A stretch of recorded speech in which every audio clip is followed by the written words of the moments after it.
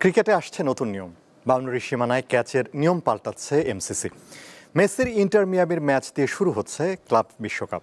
এসবের পাশাপাশি দেশ বিদেশের খেলাধুলার আরও খবর নিয়ে সাজানো হয়েছে আজকের ইসলামী ব্যাংক দীপ্ত স্পোর্টস। আপনাদের সঙ্গে আছি আমি আনোয়ারুল আলম।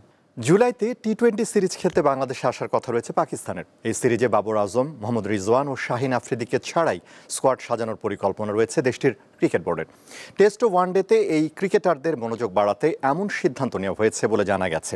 আগামী সপ্তাহে সিরিজের স্কোয়াড ঘোষণা করার কথা নির্বাচকদের। কদিন আগে ঘরের মাঠে এ 3 তারকাকে ছাড়াই বাংলাদেশকে হারিয়েছে পাকিস্তান। বাংলাদেশ সিরিজে জয় পাওয়ার আগে টানা অনেকগুলো সিরিজ হেরেছে পাকিস্তান। তবে তরুণদের হাত ধরে নতুন করে স্বপ্ন দেখছে দেশটি। বাংলাদেশের পর ওয়েস্ট ইন্ডিজে টি-20 সিরিজ খেলতে যাবে পাকিস্তান। বাংলাদেশ জাতীয় দলের কোচ হ্যাভিয়ের ক্যাব্রেরাকে নিয়ে এখনও সিদ্ধান্ত নেওয়ার সময় হয়নি বলে জানিয়েছেন বাফুফের সভাপতি তাবিথ আউয়াল।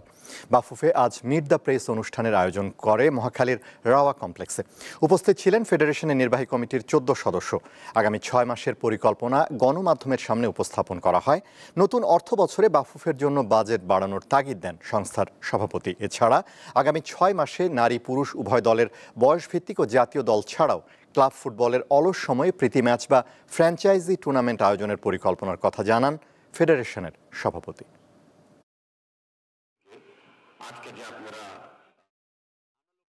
আমাদের একটা দাবি থাকবে বিএফএফ এর পক্ষ থেকে ক্রীড়ার উপরে বাজেটের যেন অ্যালোকেশনটা আরো বাড়ানো হয়। আমরা বিশ্বাস করি যত কোয়ালিটি ফিল্ড অপোনেন্ট আমাদের থাকবে ততই আমাদের কোয়ালিটি ইমপ্রুভ হবে গোয়িং ফরওয়ার্ড। ম্যাটারটা এখনো ইন্টারনালি আছে। আপনি যে ইস্যুটা বলেন, তো ইন্টারনাল ইস্যুতে অ্যাজ আ প্রেসিডেন্ট আমি এই কোনো কমেন্ট করতে চাচ্ছি না। অফ সিজনে কিছু ফ্র্যাঞ্চাইজ টুর্নামেন্ট ম্যানচেস্টার ইউনাইটেড বা অন্যান্য ক্লাব অফ সিজনে বিভিন্ন দেশে যায় ক্লাব ফুটবল বা টুর্নামেন্টস খেলার জন্য। আমরা সেই চিন্তা চেতনাও আমরা সামনে রাখছি। 2026 সালের ফিফা বিশ্বকাপ হবে নতুন আঙ্গিকে। প্রথমবারের মতো ফুটবলের সর্বোচ্চ মঞ্চে অংশ নেবে 48টি দল। 3 স্বাগতিক দল ছাড়া বাকি 45টি দল ঠিক হবে বাছাই পর্ব থেকে।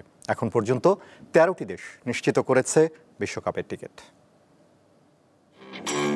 6টি কনফেডারেশন থেকে 48টি দল নিয়ে আগামী বছর শুরু হবে the greatest show on earth খ্যাত বিশ্বকাপ ফুটবল। 2026 বিশ্বকাপের আয়োজক হওয়ায় সরাসরি মূল আসরে খেলবে যুক্তরাষ্ট্র, কানাডা এবং মেক্সিকো। কনকাকাফ থেকে সুযোগ পাবে আরও 3টি দল, যাদের নাম জানা যাবে চতুর্থ রাউন্ডের পর। ল্যাটিন আমেরিকা থেকে বিশ্বকাপ খেলবে 6টি দল। এরই মধ্যে আর্জেন্টিনা, ব্রাজিল এবং ইকুয়েডর বিশ্বকাপের টিকিট নিশ্চিত করেছে। বাকি আছে আরও 3টি দল। এশিয়ান অঞ্চলে বাছাই পর্বে তৃতীয় রাউন্ড থেকে টিকিট নিশ্চিত করেছে 6টি দেশ। এগুলো হলো south Korea, Japan, Iran, Australia, Uzbekistan এবং জর্ডান। এর মধ্যে উজবেকিস্তান ও জর্ডান প্রথমবারের মতো বিশ্বকাপ খেলবে। এশিয়া থেকে সুযোগ পাবে আরও 2টি দেশ। ওশেনিয়া অঞ্চল থেকে সরাসরি বিশ্বকাপে খেলবে নিউজিল্যান্ড। আফ্রিকা মহাদেশ থেকে 9টি দেশ বিশ্বকাপে খেলবে। 53টি দল 9টি গ্রুপে ভাগ হয়ে বাছাই পর্ব খেলছে। এখনো কারোর টিকিট নিশ্চিত হয়নি। একই অবস্থা ইউরোপ অঞ্চলেও। বিশ্বকাপে সবচেয়ে বেশি 16টি দল খেলার কথা রয়েছে। এজন্য 54টি দেশ বাছাই পর্বে খেলছে 12টি গ্রুপে।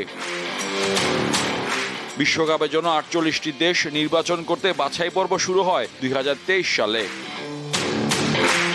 মোহাম্মদ হাসিব, দীপ্ত স্পোর্টস। 6 মহাদেশের মোট 32টি ক্লাব নিয়ে কাল শুরু হচ্ছে ক্লাব বিশ্বকাপের 21তম আসর।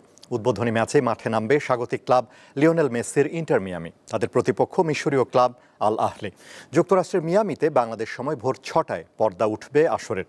নানা আলোচনা সমালোচনা পাশ কাটিয়ে ফিফার সভাপতি জিয়ান্নি ইনফান্তিনো মনে করেন এই বিশ্বকাপ দিয়ে সূচনা হতে যাচ্ছে একটি ঐতিহাসিক নতুন যুগের।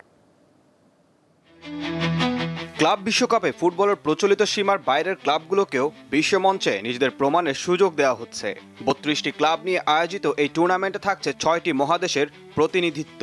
যে লড়াইয়ের জন্য যুক্তরাষ্ট্র প্রস্তুত করেছে তাদের 12টি স্টেডিয়াম, যেখানে মিয়ামির হার্ড রক স্টেডিয়ামে উদ্বোধনী ম্যাচে লড়বে লিওনেল মেসির ইন্টার মিয়ামি ও সৌদি ক্লাব আল আহলি। প্রতি গ্রুপে 4টি দল নিয়ে মোট 8টি গ্রুপে হবে খেলা। গ্রুপ পর্বে সিঙ্গেল রাউন্ড রবিন পদ্ধতিতে প্রত্যেক দলের বিপক্ষে একটি করে ম্যাচ খেলবে। প্রতি গ্রুপে সেরা 2 দল যাবে রাউন্ড অফ 16-এ। এরপর নকআউট পর্বে ফাইনাল পর্যন্ত খেলা হবে। এবার থাকছে না তৃতীয় স্থান নির্ধারণী ম্যাচ। ইউরোপ থেকে 12টি ক্লাব অংশ নিচ্ছে এবারের ক্লাব বিশ্বকাপে। দক্ষিণ আমেরিকা থেকে থাকছে 6টি ক্লাব, তবে নেই নেইমারের সান্তোস। পাশাপাশি দেখা যাবে না বার্সেলোনার লামিনে ইয়ামাল, লিভারপুলের মোহাম্মদ সালাহ, আল নাসরের ক্রিশ্চিয়ানো রোনালদোর মতো নক্ষত্রদের।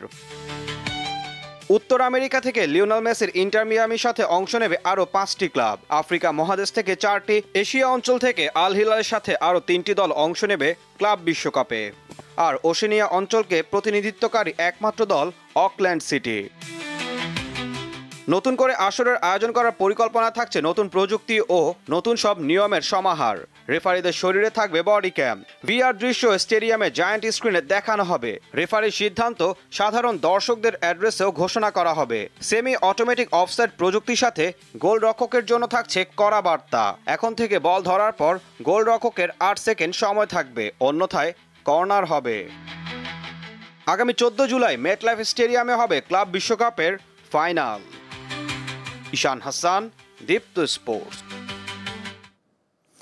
ইংলিশ দলবদলের সব রেকর্ড ভেঙে 116.5 মিলিয়ন পাউন্ডে লিভারপুলের জার্সি গায়ে জড়াবেন বায়ার লেভারকুসেনের জার্মান মিডফিল্ডার ফ্লোরিয়ান উইটস।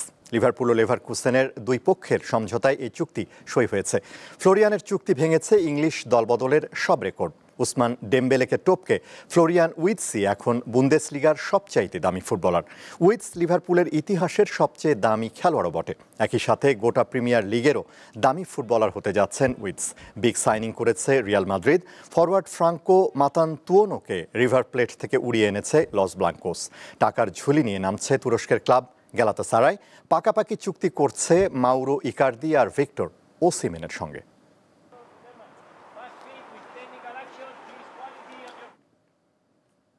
এ ছিল আজকের ইসলামী ব্যাংক দীপ্ত স্পোর্টস। দেশ বিদেশের খেলাধুলার নানা রকম খবর পেতে দীপ্ত স্পোর্টসের সাথেই থাকুন আর চোখ রাখুন দীপ্ত টিভির ডিজিটাল প্ল্যাটফর্মগুলোতে।